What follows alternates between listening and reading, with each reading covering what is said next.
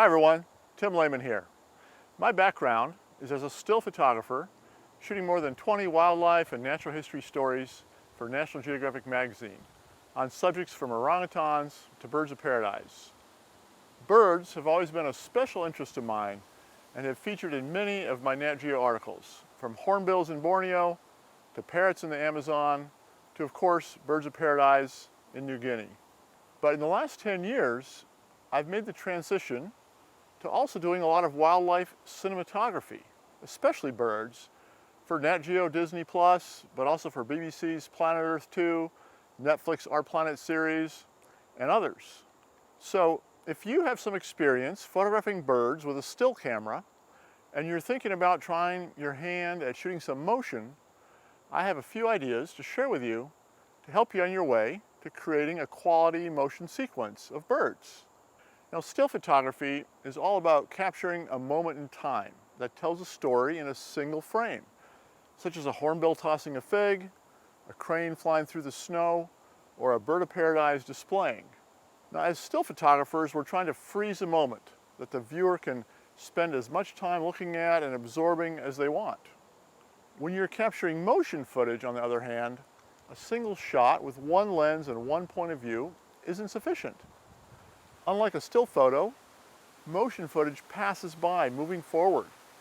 So, to make it have impact, you need a sequence of multiple shots that work together. So how do I think differently when I'm in the field trying to film a bird sequence versus capture a still image? I like to start by thinking about what the peak moment or moments are that I want to capture, sort of equivalent to what I might be going for as the single shot in a still image situation. What are the highlights going to be? Then what other shots can I get to build around those, to support them, to tell the whole story and make the sequence interesting to watch? I try to think of different shots I need ahead of time, but also I'm very opportunistic in the field as ideas present themselves. Let me give you a few examples of the types of shots you might want to get. You want to set the scene perhaps. So wide shots, landscapes, with or without your birds might be useful at some point. A drone aerial or just a beautiful wide shot. You'll want some mid shots also, where you can see the whole bird. But those can get dull quickly, so don't overdo, those medium shots where you can just see the whole bird in the frame. Close-ups and details really add a lot to a sequence. So if your subject allows, get as close as you can. Get close-ups, details, even parts of the bird. And maybe not just the birds, but also details of the environment might add to your story. One type of shot that adds a lot is a reveal, where the camera moves to reveal the bird, or a bird could reveal itself in some way, like this example, when the loon lifts its head out of the water. Don't forget to think about transitions, so that you can edit your sequence in a pleasing and non-jarring way.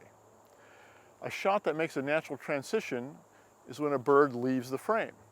So one good thing to remember is not to always follow your subject as it moves around, but to allow it to leave the frame sometimes, so you get those shots. Also, try to anticipate sometimes and be focused on the right spot to get the bird coming into the frame, right? A shot like that can be super useful in your edit. One thing that's not essential, but nice to try if your camera has the capacity, is shooting some slow motion. Slow motion is used a lot in bird filming because many birds, especially small ones, move so fast that slowing them down a bit allows you to perceive details that would otherwise just pass you by. Here's an example of a clip first played at real speed and then slowed down to 1/3 speed. You can really see the difference between the two. And remember, one of the most important things that makes a sequence interesting to watch is shot variety. Think about changing your angle, changing your perspective, and your shot size by shooting with different focal length lenses and from different distances and positions. Be creative with it and add as much variety as you can. Finally, I want to remind you that all motion footage is just a series of still photographs. Just because you film some bird action that doesn't make it good cinematography. All the principles of creating good photography in terms of technical quality, good lighting, beautiful composition, capturing mood and atmosphere, etc., they apply just as much to shooting motion as when you are shooting stills. If every frame of your movie is a beautiful still image, your cinematography will be beautiful.